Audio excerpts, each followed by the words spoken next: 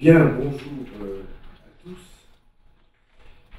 Je voudrais excuser Jean-Pierre Rioux qui devrait être à ma place et qui est souffrant ce soir. Et donc j'accueille en votre nom Myriam Benrad. Bon alors, si l'on veut chercher le CV parfait, idéal, l'exemple même de tout ce qu'on peut trouver comme spécialisation, qualification universitaire, internationale sur les problèmes que nous allons aborder. Il ne faut pas chercher plus loin, vous avez là à peu près tout, c'est-à-dire Sciences Po à Paris, le Centre d'études et de recherche internationale de Série, chercheuse au Washington Institute for Near East Policy, membre évidemment de l'Association française de sciences politiques, membre de la Middle East Studies Association, Institut d'études de l'islam et des sociétés du monde musulman, au moment où, qualification universitaire idéale, au moment où ces questions font le principal nœud des interrogations de l'univers géopolitique et de la conscience de chacune de nos sociétés, et du souci de chacun d'entre nous. Parce que tout ça retentit sur notre réflexion, notre vision du monde. Et, de surcroît, dans ce sujet central, Myriam Benrad est spécialiste du centre, c'est-à-dire du conflit syrien, irakien, enfin l'endroit où se noue le plus frappant de ce maelstrom qui constitue pour notre temps un souci désormais lourd. Nous le vivons en France, mais nous ne sommes pas les seuls à le vivre en France. Simplement, ce qui s'est passé en France a aujourd'hui des retentissements sur la planète entière, et notamment sur la planète musulmane. Voilà pourquoi je suis très heureux d'accueillir Myriam Benrad. Bon, j'ai pas besoin de vous expliquer qu'elle est très jeune pour une qualification de cet ordre. C'est une raison de plus de l'accueillir avec enthousiasme, comme vous allez le faire pour vos applaudissements. Elle va traiter devant nous des ramifications régionales et globales de la conflagration localisée en Irak et en Syrie. Je la remercie infiniment d'être venue, et vous aussi de participer à ce débat dont je vous rappelle qu'il est retransmis sur Internet. Merci beaucoup.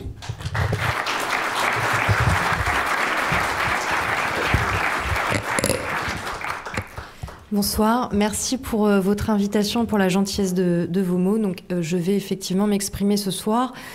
Alors pas seulement sur la crise irakienne et le conflit syrien, donc la situation au Moyen-Orient, même si je vais tout de même commencer par là, parce que vous le disiez très justement, le cœur, le nœud du problème, y compris dans ce qu'on observe aujourd'hui en France, et évidemment c'est les derniers attentats qui ont frappé notre pays.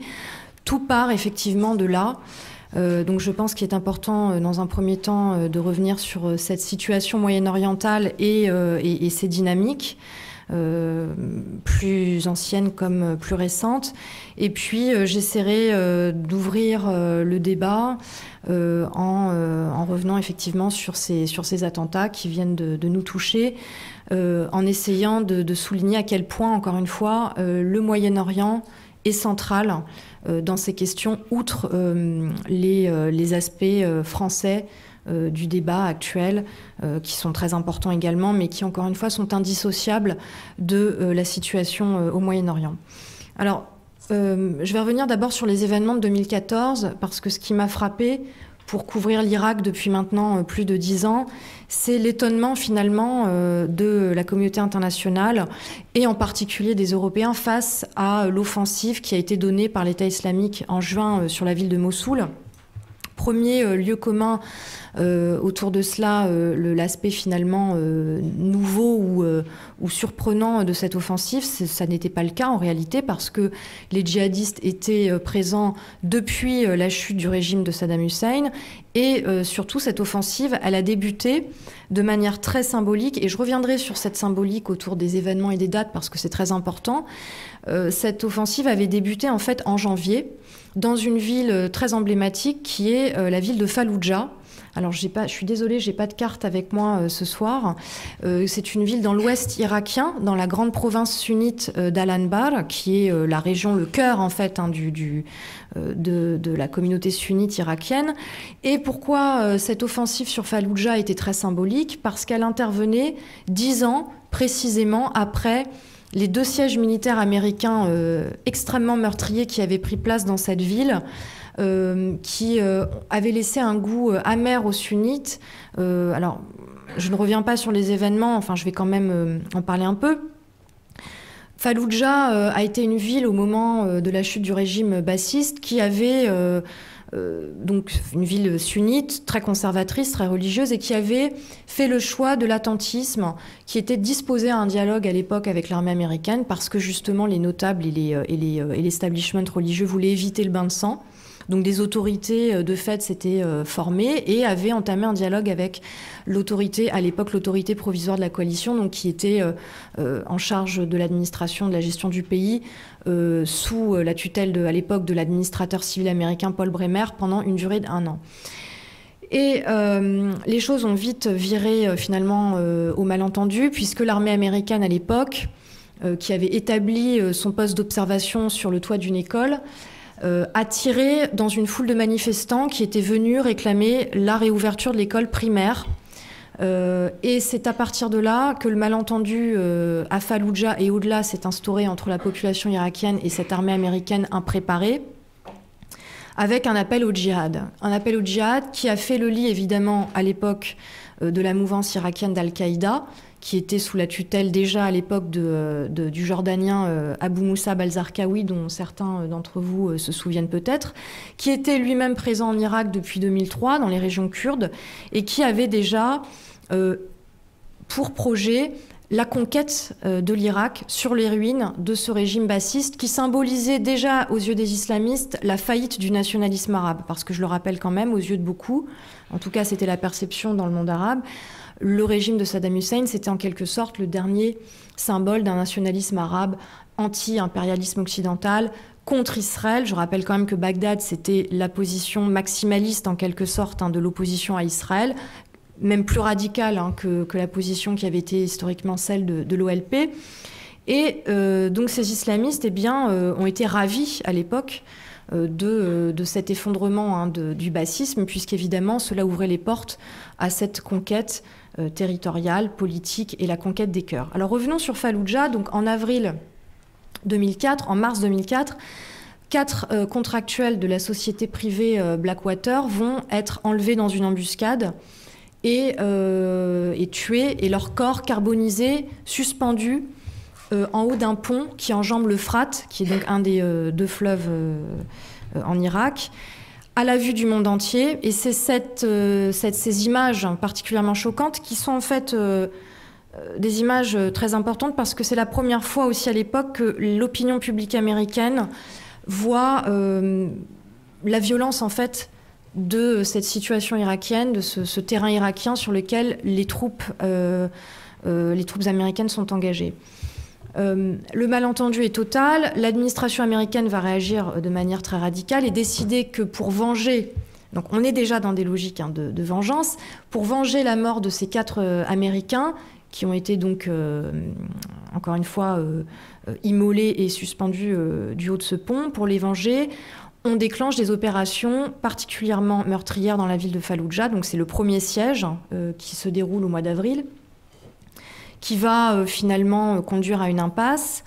L'été sera particulièrement meurtrier parce qu'à l'époque, toute la population irakienne en réalité s'embrase. On a aussi une résistance chiite à l'occupant américain qui s'organise et qui va donner lieu à un deuxième siège, le siège de Nadjaf, qui est une des villes saintes chiites en Irak, À l'époque, il y a encore un semblant finalement de solidarité entre Irakiens, puisque Moqtada al-Sadr, qui est le leader de cette résistance armée chiite, va faire cause commune avec les insurgés de Falloujah.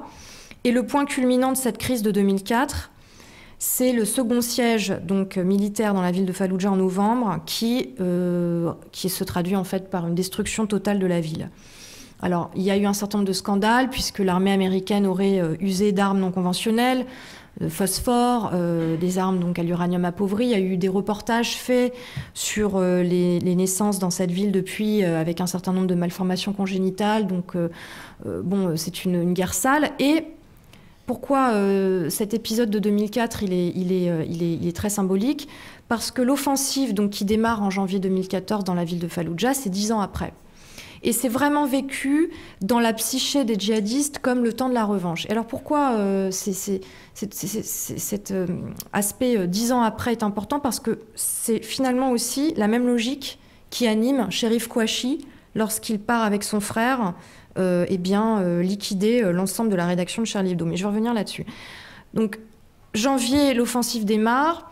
Finalement, peu de médias se saisissent de la question. Alors pourquoi peu de médias aussi français se saisissent de la question irakienne? Parce que finalement, nous n'étions pas engagés militairement sur le terrain irakien. Et ça explique aussi pourquoi finalement, en 2005, cette filière irakienne des buts de Chaumont est passée inaperçue.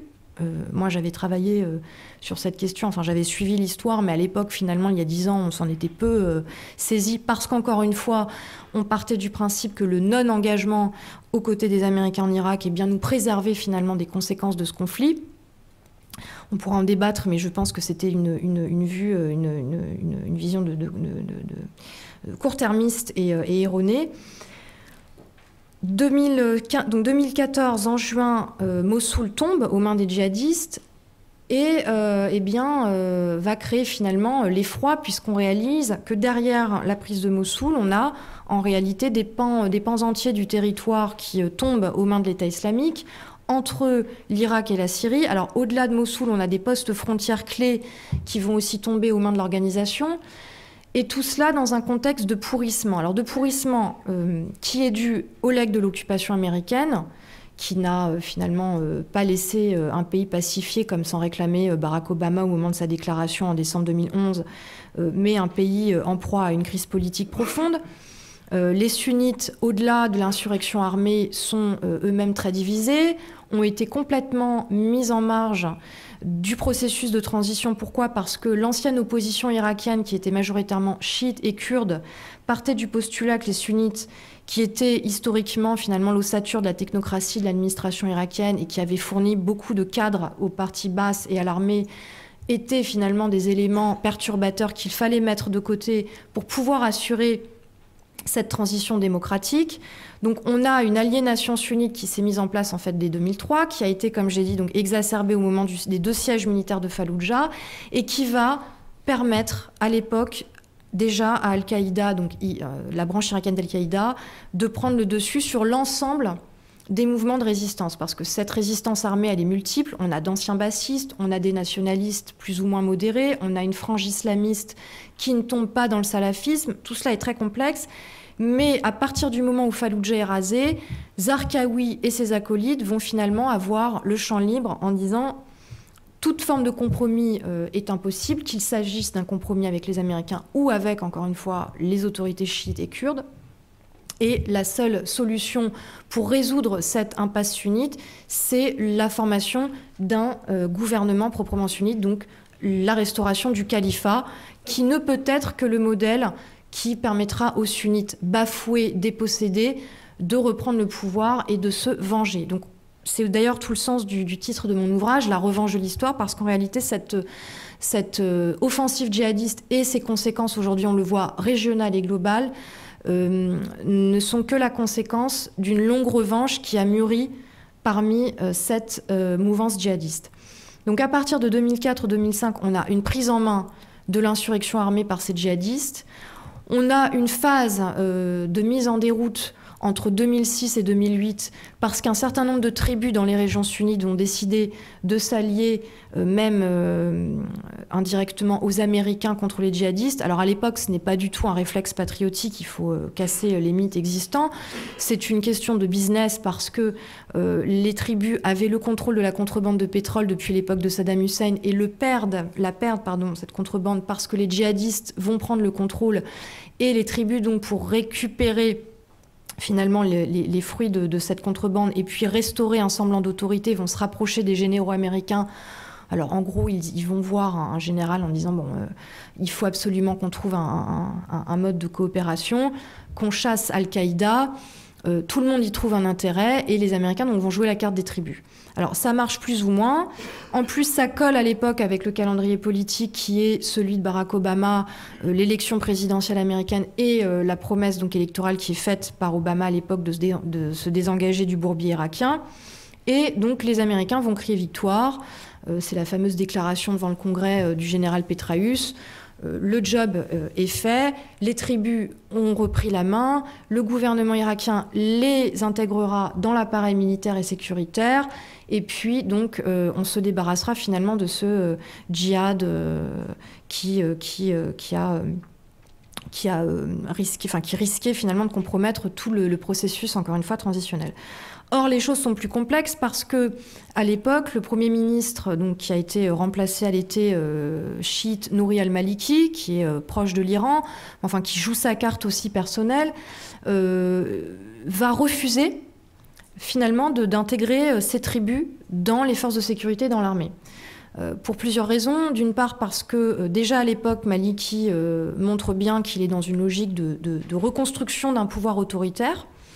Et alors il a un peu, si je peux me permettre l'expression, roulé ses parrains américains qui partaient du principe que c'était une figure politique assez faible, qui n'aurait pas les moyens de s'imposer et qui serait obligé de composer avec les autres factions politiques en présence.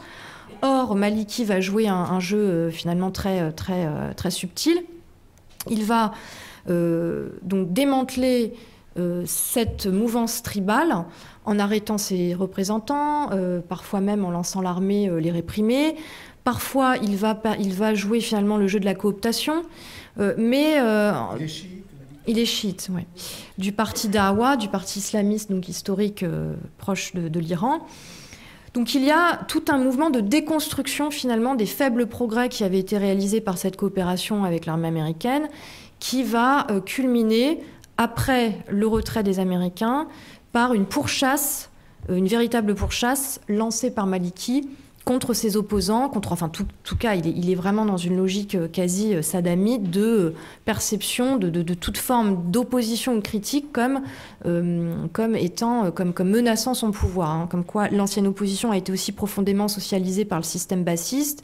C'est la méfiance permanente, l'absence de dialogue. Donc, il se lance dans cette pourchasse qui va toucher les frères musulmans, donc la branche modérée du sunnisme en Irak et dans le monde musulman, et qui va frapper aussi au premier plan les populations civiles qui, à partir de 2012, vont décider de descendre dans les rues manifester pour demander des réformes, demander le retour de leurs représentants dans le champ politique. Alors, il y a une représentation parlementaire des sunnites, il y a des figures sunnites dans le gouvernement, mais qui ne sont pas finalement très représentatives. Et au lieu d'engager un dialogue avec les sunnites, entre 2012 et 2013, Maliki se lance dans une politique de répression tous azimuts, avec de véritables, on peut le dire, massacres de population, sur fond d'enlisement de la crise syrienne. Ces circonstances, le retour à l'autoritarisme de l'Irak et l'enlisement de la crise syrienne voisine vont servir cet assaut de l'État islamique qui démarre en réalité en 2013, qui se prépare en 2013 et qui va donc se réaliser en 2014 avec cette crise qui démarre en juin, qui prend finalement tout le monde de court, sauf ceux qui suivaient depuis un certain temps l'évolution sur les deux terrains irakiens et syriens et qui savaient que les choses dégénéreraient. Alors l'État islamique, c'est la succession d'Al-Qaïda en Irak. La succession, pourquoi ? Parce que quand la mouvance de Zarqawi prend le dessus sur les autres factions de l'insurrection armée, l'idée c'est comme je l'ai dit, donc de proposer un projet politique, ce qui est aussi une réaction à d'autres terrains du djihad passé. les djihadistes en Irak considèrent qu'ils n'ont pas finalement fini le travail ailleurs, qu'il s'agisse de l'Afghanistan, de la Bosnie, de l'Algérie, et qu'il ne faut pas se contenter d'une lutte armée, mais bel et bien fonder un projet politique. Et c'est tout le sens de cet État islamique qui est proclamé la première fois le 15 octobre 2006. Alors, il y a eu des discussions. Zarqawi, par exemple, s'opposait à d'autres au sein de la mouvance qui considéraient au contraire qu'il fallait rester sur la ligne Al-Qaïda, donc internationaliste, lutter contre les Occidentaux, frapper l'ennemi lointain, alors que Zarqawi, qui avait mis sur le devant de la scène des Irakiens, donc des locaux, considérait qu'au contraire, il fallait territorialiser le djihad et créer ce projet. C'est d'ailleurs tout le sens de l'État islamique, on est bien dans une lutte pour le contrôle du territoire, pour la récupération des institutions en place au profit du projet djihadiste. D'ailleurs, c'est ce qu'ils ont fait quand ils ont pris d'assaut Mossoul. On a grosso modo dit aux fonctionnaires et au personnel en place, c'est simplement une alternance politique, hein. Vous n'êtes plus, donc vous ne servez plus le gouvernement de Bagdad, vous servez désormais l'État islamique. Et à l'époque, pourquoi je pense que le contexte politique est important, c'est qu'évidemment, ces sunnites qui étaient réprimés par Bagdad, par le Premier ministre Maliki, finalement, beaucoup se sont dit, pourquoi pas essayer l'option État islamique. Finalement, les choses pourraient tourner à notre avantage dans la mesure où, depuis 10 ans, nous sommes finalement exposés à la répression du pouvoir central.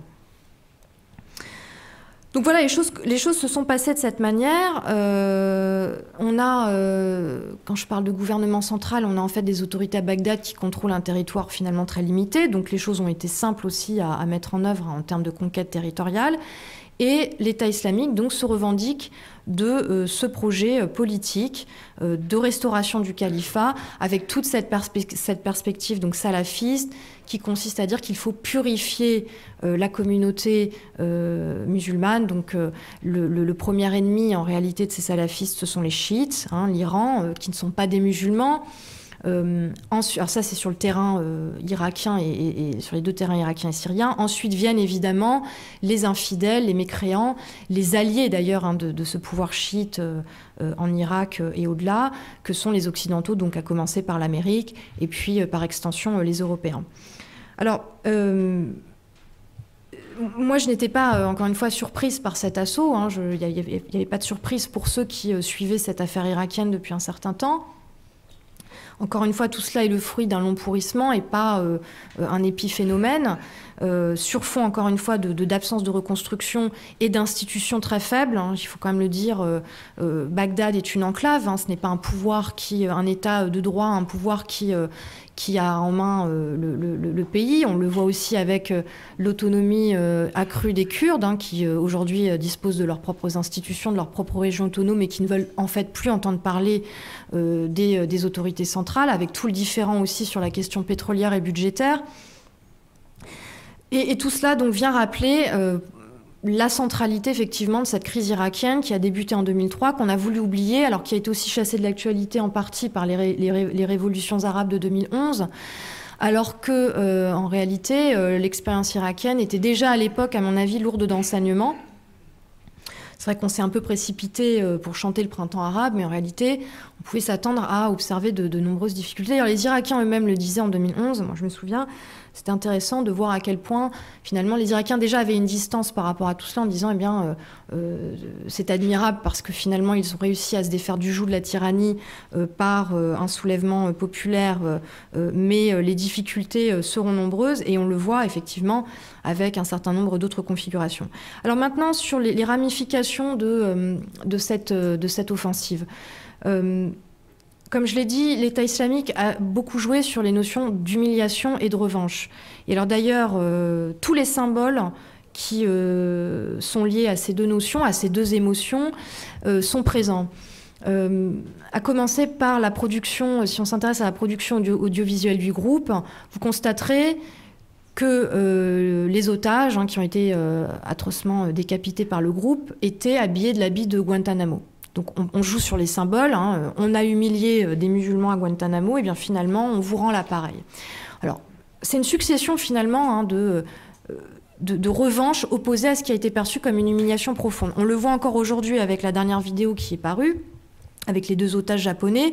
Le gouvernement japonais promet 200 millions de dollars d'aide non militaire pour lutter contre l'État islamique. La réponse de l'État islamique ne s'est pas fait attendre. Nous avons 2 otages et nous réclamons une rançon de 200 millions de dollars. Alors, on m'a demandé, est-ce qu'ils ont besoin d'argent? Est-ce qu'ils sont affaiblis à ce point-là? Non, on est vraiment sur le terrain en réalité symbolique, où on renvoie finalement les symboles de ce qui est perçu comme une humiliation aux oppresseurs. On est vraiment sur ce terrain-là. Et pourquoi c'est important? Parce que ça a des conséquences chez nous dans les phénomènes de radicalisation. Alors, on l'a vu avec la baie de Guantanamo. Comme je l'ai dit, 2014, 10 ans après Fallujah, le message est très clair. On ne vous a pas oublié et nous sommes de retour, etc., etc. Alors, au niveau régional, comme je l'ai dit, on a une conquête territoriale, mais on a aussi un message, finalement, qui joue. Et ça, c'est très clair dans toute la communication qui est celle de l'État islamique, mais en réalité depuis 2006, c'est d'opposer à cette humiliation irakienne, arabe, musulmane. Et là, on peut faire une longue généalogie de l'humiliation, en tout cas, qui, encore une fois, est un sentiment prévalent aujourd'hui parmi ces peuples, qui appelle une revanche. Alors, ça fait des émules dans la région, on le voit, hein, puisqu'on a quand même un certain nombre de combattants qui gravitent vers l'Irak et la Syrie, qui trouvent finalement un canal d'expression à ces sentiments, à ces frustrations profondes. Et puis surtout, et ça joue aussi évidemment dans nos sociétés où ce message qui touche à l'universel. Alors on part évidemment d'un nœud irakien, syrien, mais à partir du moment où la communication, la propagande est déplacée sur des émotions universelles comme l'humiliation, la revanche, l'idée de vengeance, eh bien, il ne fallait pas s'étonner qu'un certain nombre de combattants partent vers la Syrie et l'Irak. Pourquoi? Alors parce qu'on a aussi toute une propagande extrêmement sophistiquée, écrite, audiovisuelle. Je vais pas revenir là-dessus. Vous avez suivi la crise de 2014 avec... on a eu un saut qualitatif, clairement.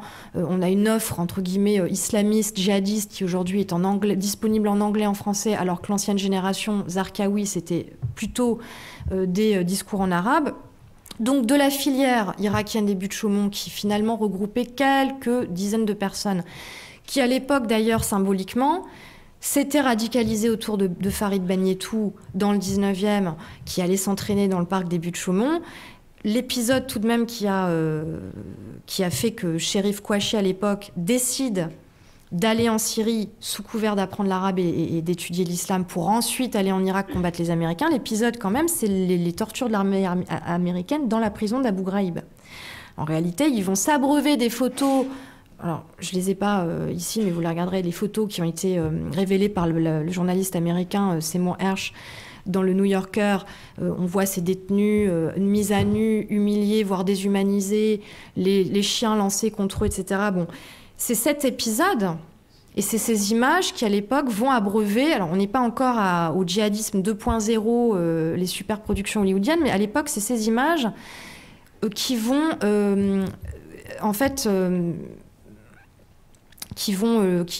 qui vont vraiment servir de point de départ de la radicalisation de ce groupe. Avec déjà pour message... On ne peut pas finalement laisser faire ça. Ces Irakiens, ces musulmans, c'est aussi quelque part nous. Et évidemment, ça joue aussi sur les frustrations propres de ces jeunes qui se sentent en marge, qui se sentent humiliés pour diverses raisons et qui vont finalement, encore une fois, décider d'aller, qui vont exercer ce désir de revanche en essayant de regagner la Syrie et l'Irak. Et alors pourquoi je pense que les dates sont importantes? Parce que Chérif Kouachi avait toute opportunité et occasion d'agir avant. Et il n'est pas un hasard qu'après avoir échoué en 2005 à regagner la Syrie, puisqu'il a été arrêté, ensuite il est jugé, incarcéré, mais enfin 2005 finalement c'est l'échec de son aventure, de ce qu'il voulait être une aventure irakienne, et ces attaques interviennent 10 ans après. Et je ne pense pas que la dimension irakienne, en tout cas, qui encore une fois a été au cœur de sa radicalisation, alors il y a le passage par la prison, etc., mais elle est très importante, d'autant que depuis la fin 2014, depuis novembre, on a une intensification des opérations sur le terrain, avec de nombreuses pertes tout de même dans les rangs de l'État islamique. On a tout un contexte moyen-oriental qui a finalement aussi, qui est très important à mon avis, en arrière-fond de ces attaques. Il fallait frapper fort.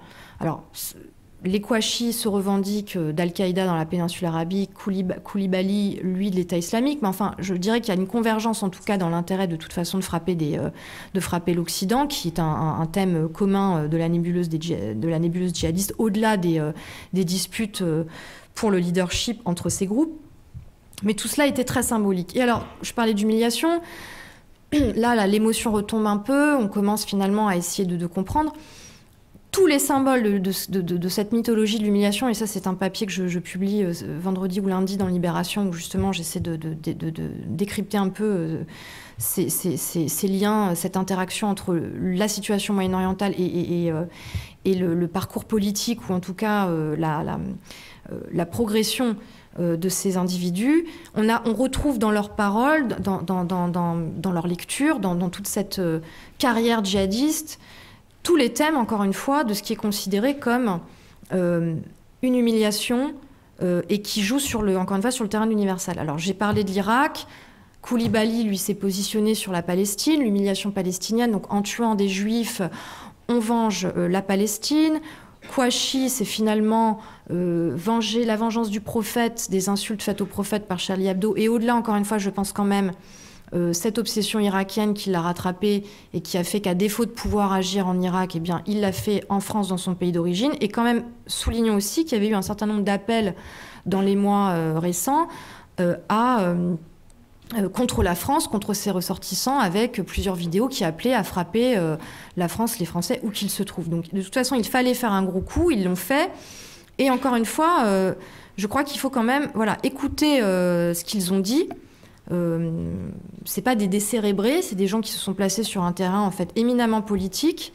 On a l'émotion et ensuite on a le politique, avec un certain nombre de facteurs, comme je l'ai dit, favorables, propres à notre contexte national, propres à ces trajectoires individuelles qui sont des trajectoires très précaires finalement, qui rendaient ces individus vulnérables à cette radicalisation, et puis, comme je l'ai dit, le rôle d'Internet. Donc, je finirai là-dessus. Au moment où on réfléchit finalement aux moyens d'action et de réaction à cette radicalisation, à ces menaces qui pèsent sur la France, je crois qu'il faut se pencher sur les mots aussi plus profonds qui sont à l'origine de ces actions, au-delà du renforcement des dispositifs judiciaires, il y a tous ces débats sur les fichiers, etc. Bon, tout ça, c'est très bien, mais on ne touche pas au cœur du problème. Et encore une fois, l'idée vraiment de ce que je voulais exposer ce soir, c'est que mon avis, c'est que tant qu'on ne se saisira pas, en tout cas, du problème, donc du nœud moyen-oriental qui est à l'origine de tout cela, et c'est pas nouveau, enfin, je parlais de l'Irak, mais enfin, le Proche-Orient et l'impasse proche-orientale, ça dure quand même depuis très longtemps. Tant qu'on ne se saisira pas aussi de ces questions en termes de politique étrangère et de nos choix de politique étrangère, de l'opportunité de nos interventions et de ce qu'on essaie de servir dans cette région, je ne crois pas que ces mesures serviront finalement à tarir le potentiel de recrutement, de radicalisation de ces organisations qui restent encore une fois très puissantes sur le terrain du Moyen-Orient et qui sont perçues par un certain nombre de nos concitoyens comme des organisations révolutionnaires et surtout qui servent une cause juste. Alors cela est choquant en soi, mais c'est pourtant bien la manière dont c'est perçu par un certain nombre de jeunes, enfin plus ou moins jeunes, mais qui décident d'aller en Syrie et qui ont vraiment l'impression de servir une cause juste. Alors, quel est, par exemple, je trouve très intéressant aujourd'hui qu'on se penche sur la question du discours et du récit finalement alternatif qu'on peut proposer à ça, parce qu'on est vraiment dans une guerre d'idées aussi, une guerre profondément idéologique, au-delà des mesures plus concrètes qu'on peut mettre en œuvre. Voilà, merci.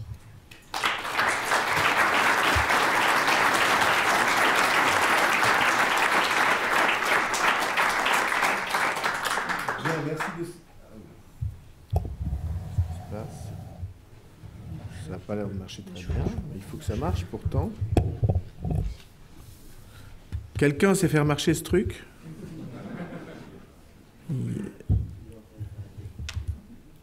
Les deux boutons, d'accord. Merci. Non. Oui, ça marche. On va vous poser des questions, autant qu'on voudra. Moi, je voudrais vous demander comme première question, au fond, dans votre dernier paragraphe là, sur tant qu'on n'aura pas fait un certain nombre de choses, on n'y arrivera pas. Qu'est-ce qui vous paraît, du point de vue opératoire, important dans les choses à faire? Qu'est-ce qui est incontournable dans les choses à faire? Qu'est-ce que, si vous aviez à conseiller Barack Obama ou l'un des responsables politiques européens, qu'est-ce que vous diriez sur l'urgence et l'incontournable pour obtenir autant que possible, je ne suis pas sûr que ce soit certain, mais c'est la règle du jeu de l'interrogation, un redressement possible de la situation, un rééquilibrage possible de la situation là-bas et, alors ça je le dis à voix beaucoup plus basse, ici. Je prends plusieurs questions, je vous réponds. Non, vous prenez celle-là d'abord. Comme ça vous évitera de m'échapper.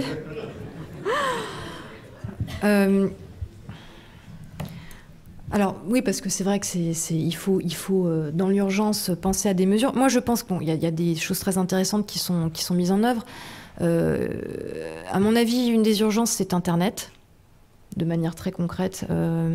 L'idée finalement du déréférencement, d'un contrôle plus sérieux, plus large, global de la toile et me paraît incontournable. Et je crois qu'on a laissé les choses pourrir depuis trop longtemps. Alors évidemment, ça touche à la liberté d'expression, aux libertés individuelles, mais enfin je crois qu'il y a un vrai enjeu par rapport à Internet. Il y a un vrai enjeu qui finalement sur lequel on aura un peu moins de prise, mais qui est tout aussi central, c'est évidemment l'enjeu au sein même du sunnisme, de la réaction à ces phénomènes de radicalisation salafiste. Quelle pourrait être la réaction, ou quelle doit être la réaction des autorités religieuses sunnites? Là, je crois, et là, malheureusement, ce n'est pas une question qui nous concerne directement, ou sur laquelle on aura beaucoup de prise, mais il y a un enjeu, en tout cas, dans le monde sunnite aujourd'hui, de répondre à cette dérive salafiste djihadiste incarnée aujourd'hui par l'État islamique et depuis plus longtemps par Al-Qaïda. Ensuite, alors sur le terrain français, européen, plus largement, on a évidemment, comme je l'ai dit, un certain nombre de facteurs, à mon avis, qui favorisent cette radicalisation ou l'incidence que ces messages, en l'occurrence la propagande djihadiste, a sur une partie de notre jeunesse. Et je dis bien la jeunesse parce que on avait une génération de trentenaires dans les années 2000. Aujourd'hui, on voit des adolescents, voire des enfants qui appellent au djihad. Donc c'est quand même... alors c'est le résultat d'une autoradicalisation. C'est aussi, on l'a vu avec la filière des buts de Chaumont, des phénomènes de groupe, mais c'est pas des groupes non plus très organisés, donc tout cela est difficile à anticiper. Et puis évidemment, ça touche à des questions plus profondes liées à, encore une fois, au pourrissement de notre propre société, entre guillemets, si je peux me permettre. Alors c'est peut-être un peu dur comme terme, mais je crois que on peut débattre de l'opportunité de parler d'apartheid, mais enfin, en tout cas, la question de l'intégration, l'intégration, enfin, ne fait pas sens. Parler d'apartheid, c'est peut-être un mot fort, mais moi j'ai trouvé tout de même que c'était courageux de poser le terme parce qu'on a un problème, voilà, d'enclavement territorial et puis surtout de citoyenneté qui fait que certains Français aujourd'hui, qui partent au djihad en Syrie, finalement, estiment se réaliser davantage sur le terrain syrien et parmi ces organisations, dans les rangs de ces organisations djihadistes que dans leur propre pays, donc la France. Je crois qu'il faut poser les questions. Surtout que 2005, c'est pas seulement le début de ce groupe des buts de Chaumont, c'est aussi les émeutes finalement qu'on a oubliées il y a 10 ans, qu'on a voulu finalement mettre dans un coin, mais qui, à mon avis aussi, indirectement nous reviennent, nous explosent à la face à travers ces actes. Donc, enfin, il y a un certain nombre de choses à poser sur la table, à mon avis, sérieusement. Et puis, au niveau du Moyen-Orient, pour vous répondre, on n'a pas de politique par rapport à cette région. Il y a eu des grandes annonces de fait en 2011 de soutien à la transition démocratique. On le voit bien, c'est le silence total par rapport à l'Égypte et la reprise en main autoritaire du pays qui n'est pas une solution. Hein. D'ailleurs, moi, je donne mon opinion, qui ne servira, et on le voit déjà, que la frange dure avec la reprise de l'activité djihadiste dans le Sinaï et puis tout ce que cela implique, parce qu'il faut quand même dire aussi que ces groupes, c'est le résultat de l'autoritarisme dont on s'est accommodé et qui continuera à nourrir cette radicalisation dans les pays arabes et musulmans. Alors quelle est notre politique aussi à l'égard de ces pays et quelles valeurs, quel changement politique servons-nous? Alors je crois qu'il faut poser ces questions parce qu'on le voit, la faillite finalement de ces transitions arabes et de ce changement politique dans le monde arabe qui vire au chaos, elle nous concerne au premier plan. Et je terminerai juste en disant que ceux qui... moi j'ai des débats avec des collègues et un certain nombre d'autres personnes, ceux qui finalement pensent qu'on peut contenir tout cela à nos portes sans être affectés, à mon avis c'est une illusion. Parce que c'est une stratégie comme une autre qui est proposée. Finalement, on fait du containment et on laisse tout cela pourrir. Ça ne nous concerne pas. Je crois qu'il faut sortir de l'illusion. Ça nous concerne au premier plan et ça continuera de nous concerner tant qu'on ne se saisira pas de cette question et qu'on n'aura pas une politique, encore une fois, pas seulement éclairée, mais aussi courageuse, ce qui nous a fait défaut dans les dernières années. Bien, merci beaucoup. Petite note en bas de page... que j'essaie de faire de manière modeste. Grand affrontement entre deux des trois, mais très inégales familles de l'islam, le sunnisme d'un côté et le chiisme de l'autre. Tout ça remonte aux successeurs du prophète, les partisans des uns et les partisans des autres. Le sunnisme, c'est 85% des musulmans, à peu près, quelque chose comme ça. Le chiisme, c'est 13% des musulmans, puis il y a un troisième petit groupe qui fait 2%.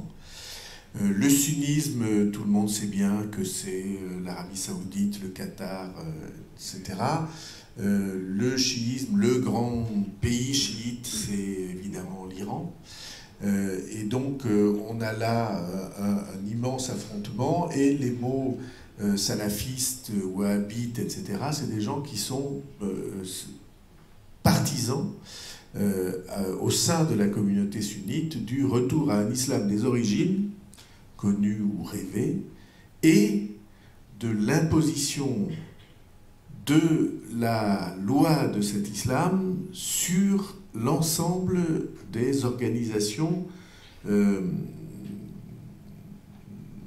locales, régionales, étatiques, etc. Il y a des petites nuances, parce que les uns veulent occuper le pouvoir, les autres veulent plus qu'il y ait de pouvoir pour avoir une Oumma, c'est-à-dire une communauté mondiale de l'islam.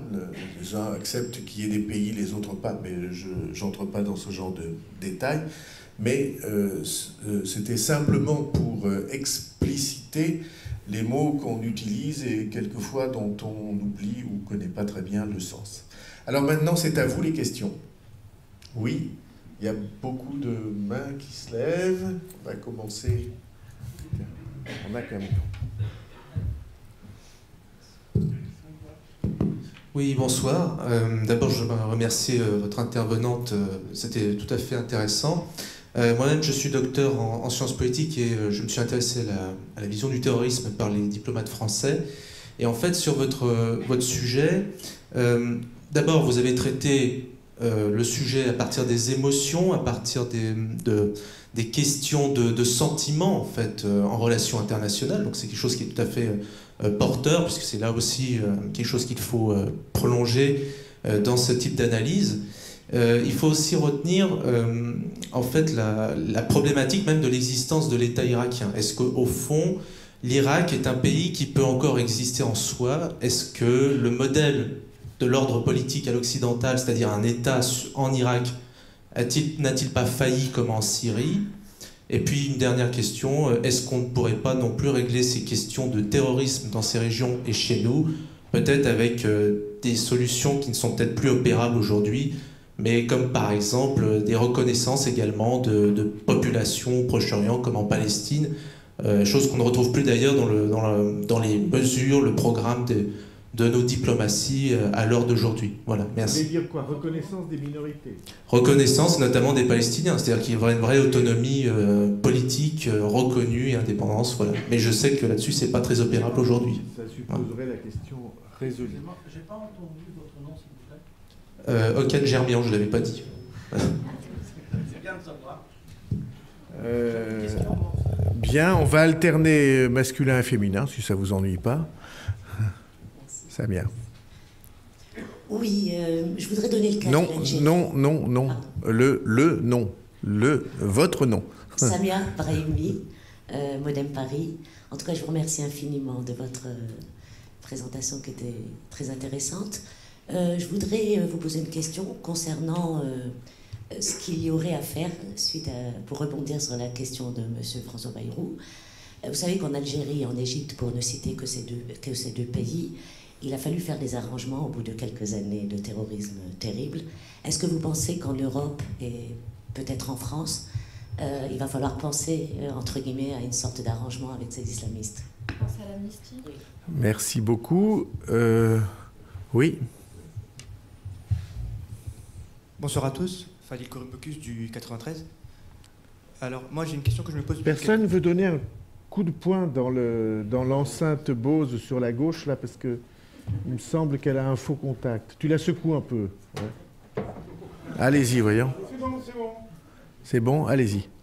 Moi, une question que je me pose depuis quelque temps, c'est que je me demande si, au fond, est-ce que l'Occident n'est-elle pas le principal responsable de la situation du Moyen-Orient aujourd'hui, du fait de ces ingérences politiques passées, en fait? Merci. Alors, on va répondre à ces trois-là. Enfin, répondre. Alors sur la question de l'État irakien, c'est vrai que c'est le thème en vogue finalement qui a été, qui est aussi le résultat justement de cette offensive de l'État islamique. On a beaucoup débattu à l'été dernier du leg, finalement des accords Sykes-Picot, quel héritage finalement post-colonial. On a remis au goût du jour un vieux thème des études moyen-orientales et voire qui frôle le culturalisme, à mon avis, de l'artificialité des États du Moyen-Orient. Alors c'est vrai et en même temps, je pense qu'il faut se prémunir d'un biais historiciste qui considérerait finalement à réduire à néant 100 ans d'histoire. Il y a eu une déconstruction de ces États. Ces États sont le fruit du colonialisme, enfin en l'occurrence pour la Syrie et l'Irak, des deux mandats britanniques et français, et évidemment avec tous les calculs qui étaient ceux à l'époque des puissances coloniales et qui ont en quelque sorte créé de toutes pièces ces États. Dans le même temps, on avait tout de même des sentiments d'appartenance commune, et puis surtout, là où il faut faire attention dans la lecture qu'on en fait, c'est qu'il y a eu quand même une réappropriation de ces constructions nationales par les acteurs eux-mêmes. À commencer par les Irakiens qui, il faut quand même le savoir, dès 1920, et ça c'est un épisode dont je parle dans le livre, ont lancé une grande révolution à l'époque contre les Britanniques, donc bien avant la proclamation de l'État-nation irakien, formel, qui interviendra un an après, en 1921. Et à l'époque, ils font venir le roi Faisal de Syrie, qui a été chassé par les Français, pour le mettre sur le trône autour d'une monarchie finalement assez fantoche, mais qui servira de régime politique à l'Irak jusqu'à l'indépendance et au-delà, jusqu'à 1958 en réalité, et le coup d'État républicain. Il y a eu tout de même une réappropriation de ce cadre par les nationalistes eux-mêmes, qui se sont... les panarabistes étaient dans la négation finalement de ces frontières, de ces constructions.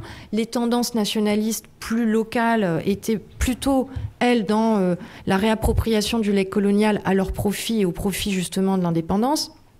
Tout cela est très complexe, mais l'idée de ces éléments, c'est de dire qu'il y a tout de même eu une histoire politique, il y a tout de même eu un certain nombre de mouvements nationalistes, de partis politiques qui ont existé. L'Irak et la Syrie notamment n'ont pas toujours été dans le chaos, ont longtemps été au contraire des modèles de développement politique et à l'avant-garde d'un certain nombre de courants, de partis dans le monde arabe.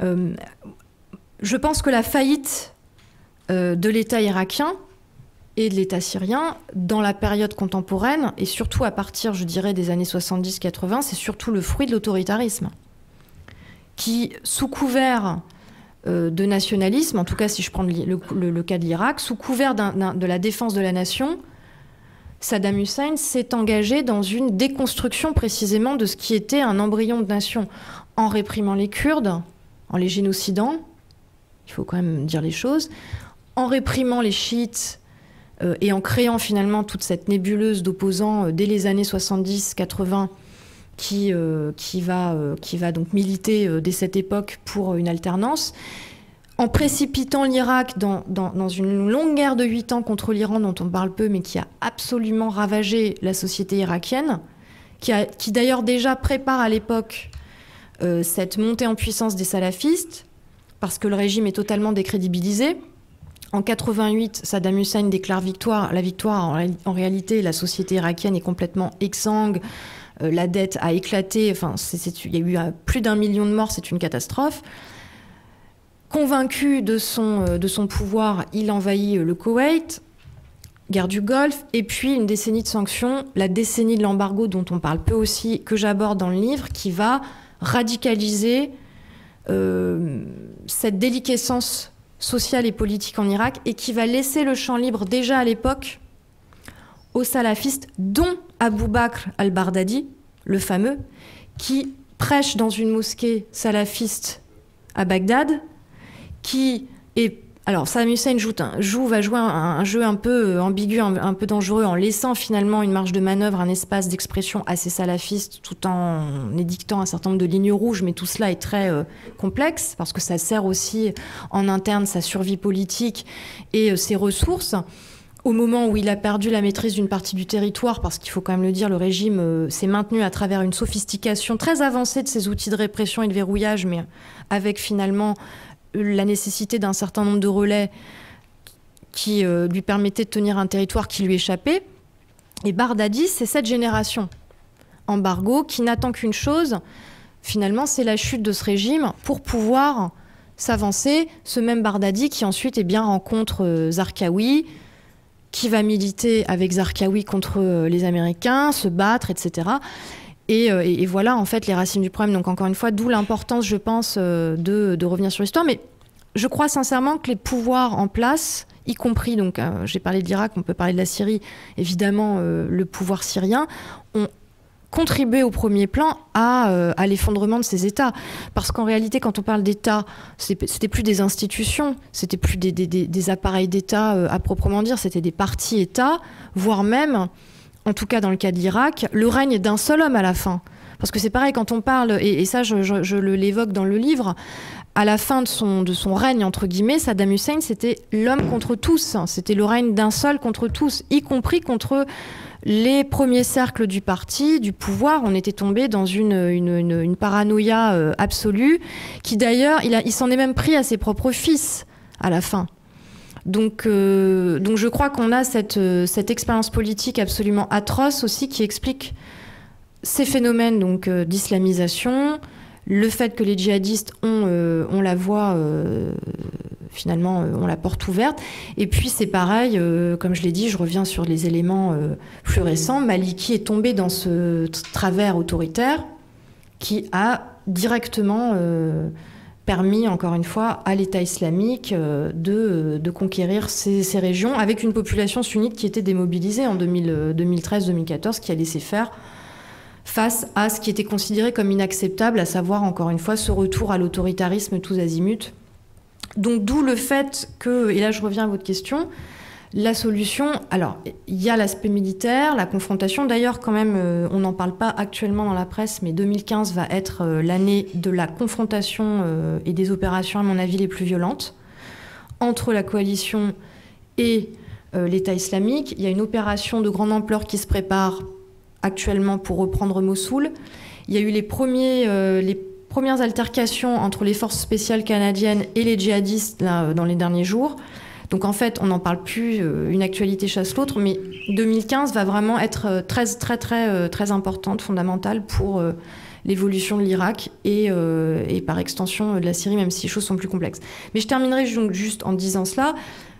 Il y a fondamentalement un problème politique au Moyen-Orient qui a trait à l'autoritarisme et à sa rémanence, qui a trait évidemment aussi à la question palestinienne, israélo-arabe au sens large, qui n'est pas résolue et qui a été historiquement un des thèmes